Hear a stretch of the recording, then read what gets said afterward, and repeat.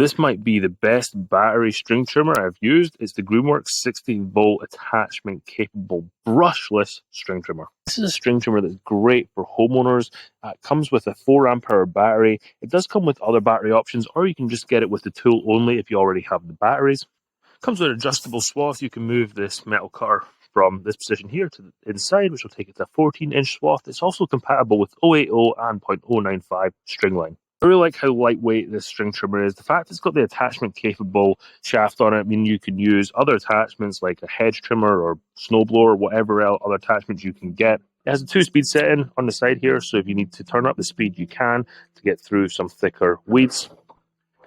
And with the equipped 4 amp-hour battery, you get plenty of runtime out of this.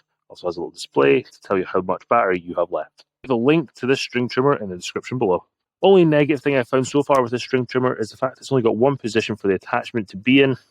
If you get universal attachments, the pin here might be in a different position, so you might end up having to use this at a weird angle to use your attachments you already have.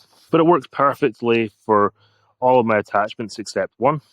If you need a good quality string trimmer, I'd highly recommend you get one of these Greenworks 60-volt string trimmers. You won't be disappointed in its power and performance.